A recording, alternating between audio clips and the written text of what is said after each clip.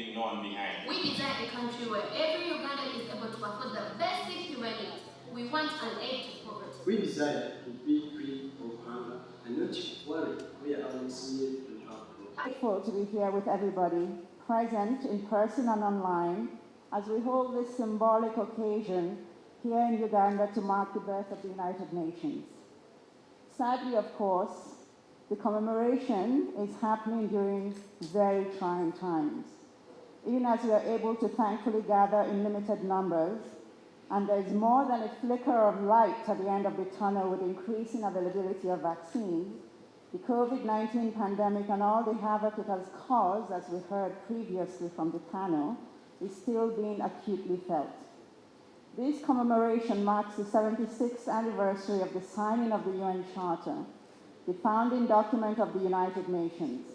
The day offers us an opportunity to amplify our common agenda and reaffirm the purposes and principles of the UN Charter.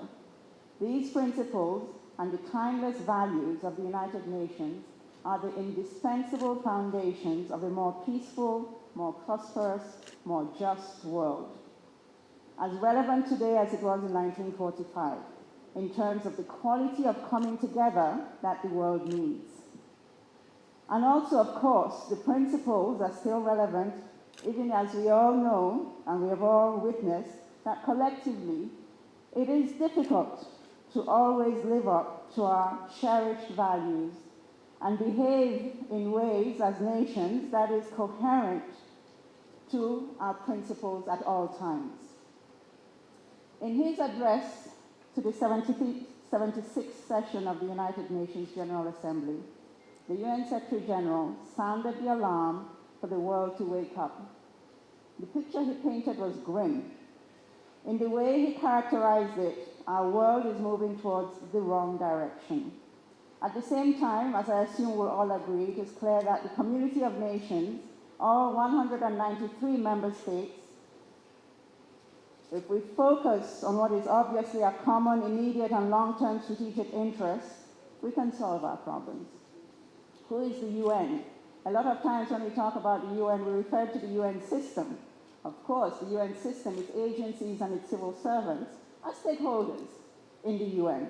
But the UN is really its member states. And through its member states, its people. That is the United Nations. There are many global challenges facing us today.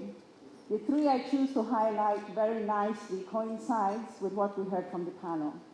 The first is the COVID-19 pandemic, obviously. The second is the climate crisis. And the third is the impact of inequalities and its link to issues like violent extremism. In Uganda, as everywhere, we have lost families, friends, colleagues due to the pandemic.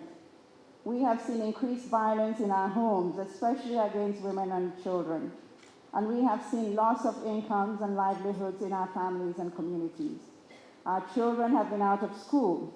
And overall, we have seen an erosion of some of the hard-won gains against our development goals and aspirations.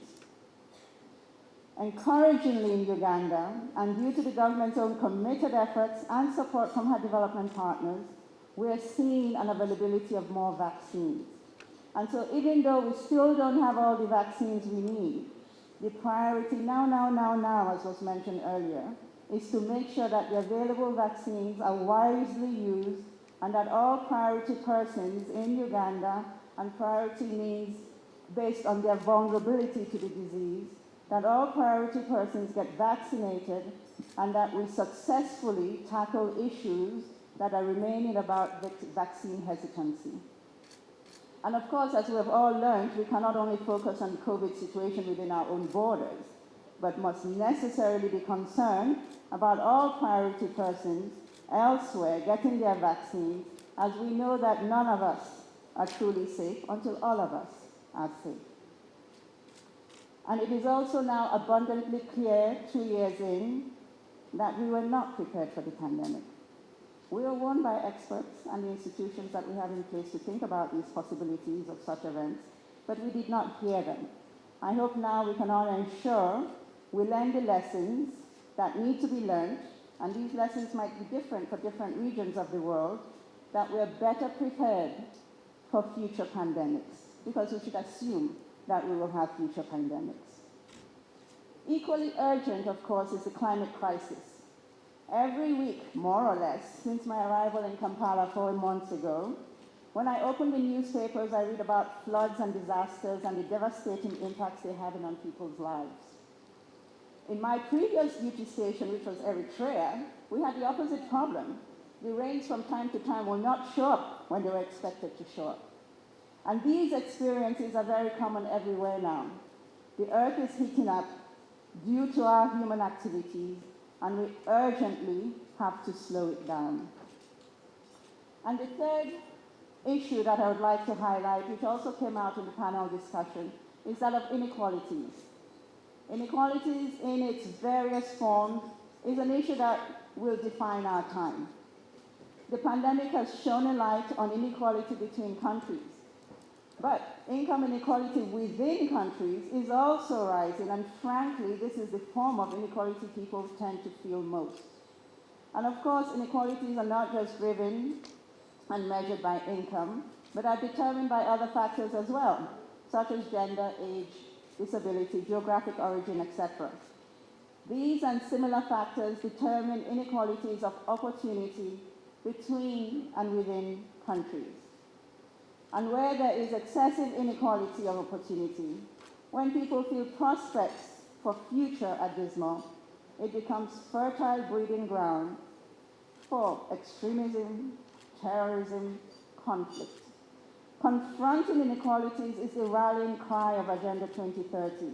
Leave no one behind. And considering all the challenges we see in this regard, I hope, especially after the last 2 years, we can all more effectively rally behind this call, and we feel the urgency of rallying behind this call.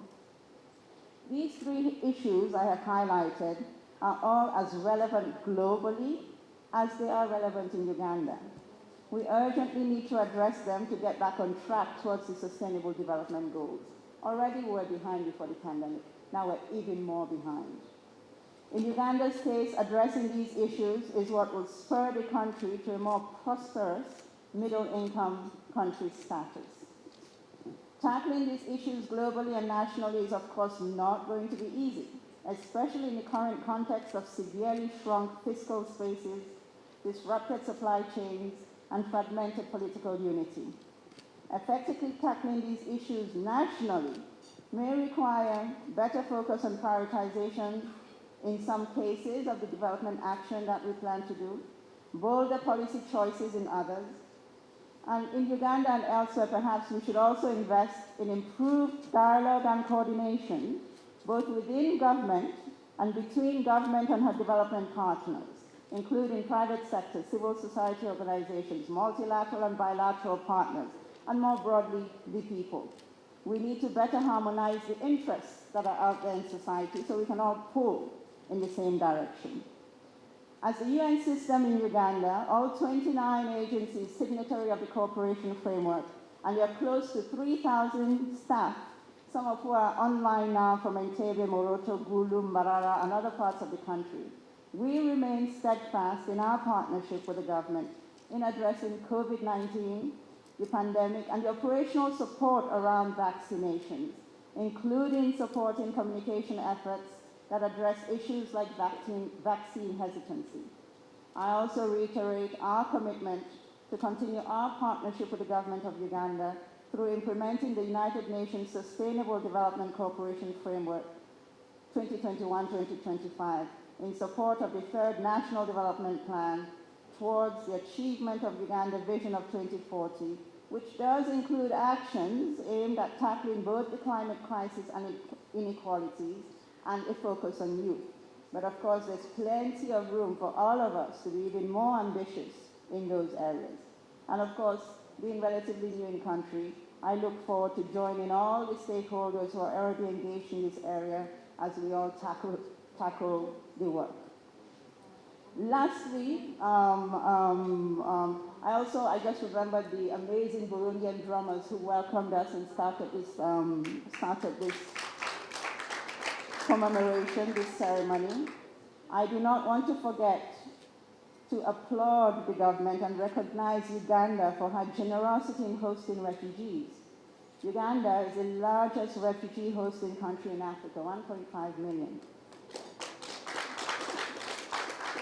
And extraordinary in the ongoing pandemic did not turn away displaced people who sought refuge within her borders. This is an instance of Uganda living up to her values, and this should be loudly applauded. So on that note, thank you all for being here. Happy commemoration to all of us, and I really look forward to the work that we'll all be doing together. So I feel we can count down just from 3. Can we do that together? 2, 1, and congratulations, happy UN Day, 76th anniversary. Round of applause, ladies and gentlemen.